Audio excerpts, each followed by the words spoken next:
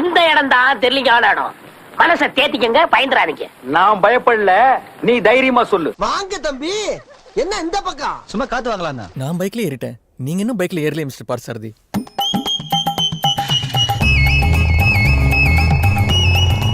முன்னாடியே போகுது பாரு, ஏன்னா எனத்தோட தானே சேரும். நாங்கெல்லாம் ஒரே குடும்பம், இன்னைக்கு வந்து நாங்கெல்லாம் கட்டி அணைச்சி நம்ம எல்லாம் என்ன அண்ணன் பொண்ணை நீ ஏன் கூட்டு வரல அப்படின்னு சொல்லிட்டு அரவணைக்கிற அளவுக்கு பாசத்தில் வந்து பிணைய ஆரம்பிச்சிட்டாங்க.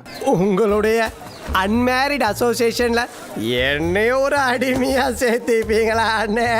வேலு பெருமாளு, இத கேட்கணுமாடா? செல்லம்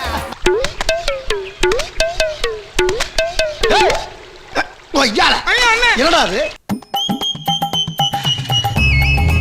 என்னடி உரசுது?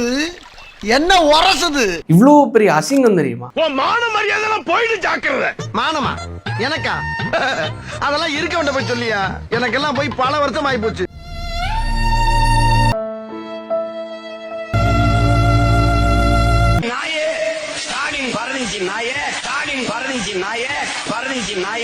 அப்படின்னு சொன்னீங்க சாரு.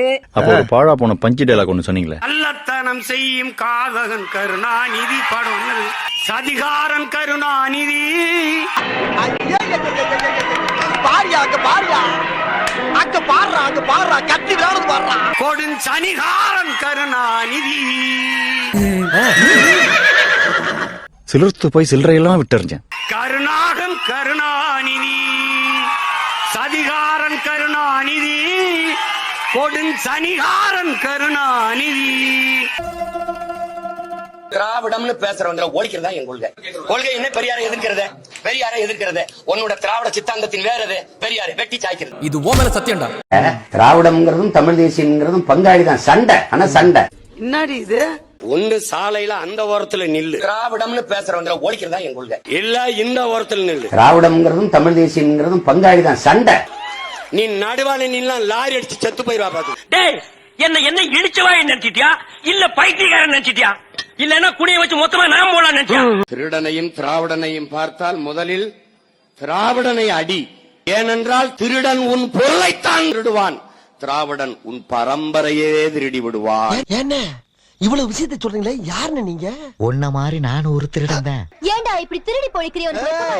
டேய் சேமா, வீட்டுக்கு 2 பட்டி அனுப்பி விடுறேன். விஜய் நல்லா பார்த்து கடிச்சு விடு, சரியா? இந்த 2 பட்டியை சேர்த்து கொடுக்குறேன். உன் அல்ல கேடு அல்ல சாட்டே அவங்ககிட்ட சொல்லி நல்லா கடிக்க சொல்லு. அப்படியே கடிக்கும் போது எங்களே 2-3 கடிச்சு விடு, சரியா? அப்பதான் டவுட் வராது. எங்களை கடிக்கும் போது கொஞ்சம் மெதுவா கடி, பல்லு போடாம. நம்ம காலத்தில் தமிழ் தேசியம் பேசுறவன் எல்லாம் கருணாநிதிக்கு கக்குஸ் கருவி கஞ்சி குடிச்சுக்கிட்டு இருக்கான். கண்ணாடி சார் அது. எவனை ஏத்தியா அவங்க கூட தான் கீழே போய் நிக்கிற. இது எதுக்கு உனக்கு தேவையில்லாத வேலை? அரசியல் கருத்து கோட்பாட்டுல நம்ம எதிரெதிரா நின்னாலும் மனித பண்புல தம்பி உதயும் சரி, ஐயா ஸ்டாலின் அவர்களும் சரி, மாண்பு மிக்கவர்கள். என்ன அரசியல் மாண்பு? தேசிய தலைவருடைய அம்மா வந்து உடல் குறைவுல மருத்துவ வசதிக்காக வரும் பொழுது கருணாநிதி என்ன பண்ணாரு? வந்தவங்களை தமிழ்நாட்டுக்குள்ள கால் எடுத்து வைக்க விடாம ஒரு தமிழச்சிய, அதுவும் தேசிய தலைவரை பெற்றெடுத்த அந்த புண்ணியவதிய இந்த தமிழ் மண்ணுல கால் வைக்க விடாம விரட்டி விட்ட யார் தெரியுமா? கருணாநிதியிடம் உங்க மாண்புனா என்ன? நீங்க மாண்பு பார்க்கணும்னு ஆசைப்படுறீங்க. என்ன மாண்பு யாருக்கிட்ட காட்டிட்டு இருக்கீங்க? மாண்பு காட்ட வேண்டிய இடமா இதெல்லாம்? கேவலங்க, ரொம்ப கேவலம். மதிப்புக்குரிய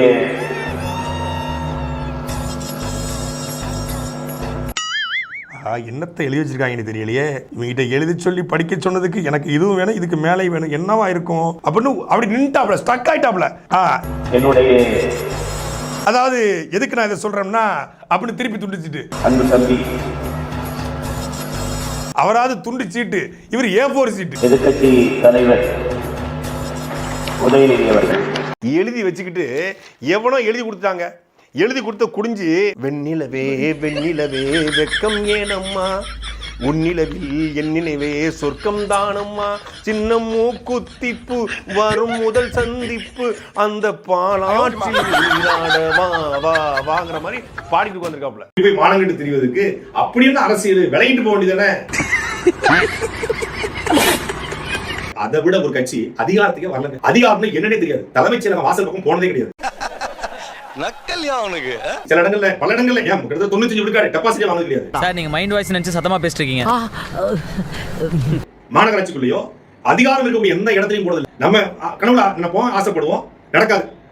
அண்டக்காக்கா வந்து கிளி மேல ஆசைப்படலாம், மயில் மேல ஆசைப்படலாமாப்பா அப்படிங்கிற மாதிரி நமக்கு நடக்காது. ஹீரோக்கு நடக்குது.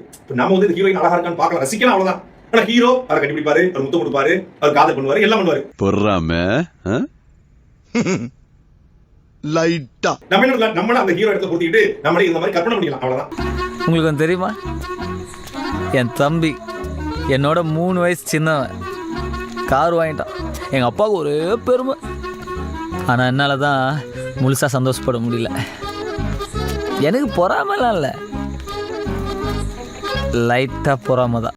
நான் கத்துறேன், என்னை கண்டுக்கிறது இல்லையா? காமெடி பண்ணாதடா. நீங்க காமராஜரா, கக்கனா, ஜீவானந்தமா, சிங்காரவடரா இல்ல முத்துராமலிங்க தேவரா? அவாய்ட் பண்றாங்களா?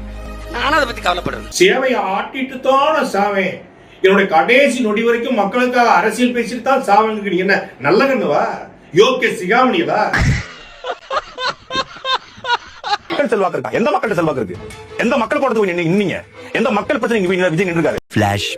ஸ்டெர்லைட்ல போராடிய அந்த மக்களுக்கு ஆதரவாக போய் இரவோடு இரவாக போய் நின்று ஸ்டெர்லைட்டுடைய ஸ்டோனியுடைய அம்மாவை பார்த்து ஆறுதல் சொல்றாரு. இதுல எதுல உண்மை? ரெண்டும் உண்மைதானே. எந்த மக்கள் போடுறது இன்னீங்க? நீட் தேர்வில் இறந்து போன அனிதாவுடைய அம்மாவையும் தங்கச்சியை பார்த்து அண்ணனை பார்த்து ஆறுதல் சொல்றாரு. எந்த மக்கள் பிரச்சனை விஜய் நின்றுருக்காரு? மெரினா கடற்கரையில மக்கள் ஜல்லிக்கட்டுக்கு போராடிய பொழுது அந்த மக்கள் போய் நிக்கிறாரு, மனுஷனா இருக்காரு. ஓரளவுக்கு விவரம் தெரிஞ்சு எங்கள்கிட்ட இவ்வளவு பொய் சொல்றிய, ஒண்ணும் தெரியாதவன்னா அவன் பக்கத்துல வந்து நின்றான்னா போட்டு தம்பி வெற்றி கழகத்தை சேர்ந்தவர்கள் அவர்களை எதிர்ப்பதோ விமர்சிப்பதோ நம்ம வேலை இல்லை. இது அண்ணன் கட்சி, அது தம்பி கட்சி. விஜயை எதிர்த்து பேசுவது அவங்க அரசியலா? தமிழ் தேசியம் என்பது விஜய் எடுத்து பேச ஆமாடா, இந்த அயோக்கிய பயில ஒழிச்சு கட்டுவதாண்டா எங்க ஒரே அரசியல். ஒரு சினிமா கூத்தாடி வந்து அரசியல் செய்வான் என்றால் அந்த அரசியலை ஒழித்து கட்ட வேண்டியது எங்கள் முதல் வேலை. யோ சாட்ட பொட்ட, நீ உன் சூட்டா வாயா முடின்னு இருந்தாலே வந்து சீமான் 1 சீட்டு 2 சீட் அது ஜெயிப்பாரு. எனக்கு எதிரிங்க வெளியே இல்லடா, கூடவே இருக்கீங்க. டிவி கேக்கு ஓட்டு போட எவன்டியாவது கூப்பிட்டு எந்த தொகுதியில எந்த வேட்பாளர் ஓட்டு போடுன்னு கேளுங்க, எவனுக்குமே தெரியாது. பல கோடி கொட்டி கொடுத்தாலும் சமரசமாகாத ஒரு வீரன்.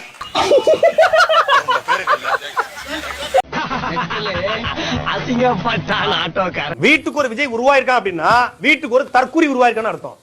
வீட்டுக்கு ஒரு விஜய் உருவாயிருக்கானா வீட்டுக்கு ஒரு அப்பம் பேச்ச கேட்காத பிள்ளை உருவாயிருக்கான்னு அர்த்தம். வீட்டுக்கு ஒரு விஜய் உருவாயிருக்கானா தன் பெத்த பிள்ளையே மதிக்காத ஒரு விஜய் உருவாயிருக்கான்னு அர்த்தம்.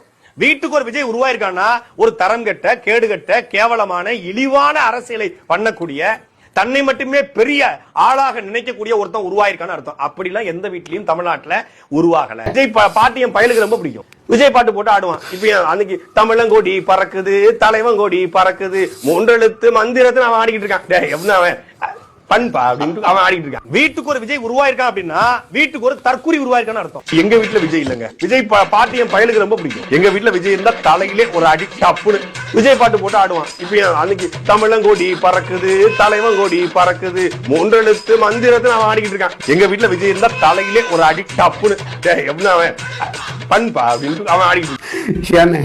நீ பேசுனத மத்தவங்க மாத்தி பேசினா கூட பரவாயில்ல, நீயே இப்படி மாத்தி மாத்தி பேசினா எப்படின்னு? இல்லண்ணே, எனக்கு வேலை வெட்டி இல்ல. சரி, இப்ப இந்த வியாபாரம் தான் ஓடிக்கிட்டு இருக்கு. ஊரெல்லாம் போய் ஓட்டு கேட்டோம், தெரு தெருவா போய் கேட்டோம். நான் மாவட்டமா போனேன், தொகுதியா போனேன், 40 நாள் போனேன். நம்ம வீட்டுக்குள்ள ஓட்டு கேட்க மறந்துட்டோம்.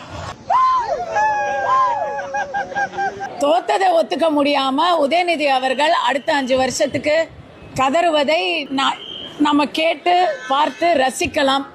அதுக்கே நான் விஜய்க்கு பெரிய ஃபேன் ஆயிட்டேன்.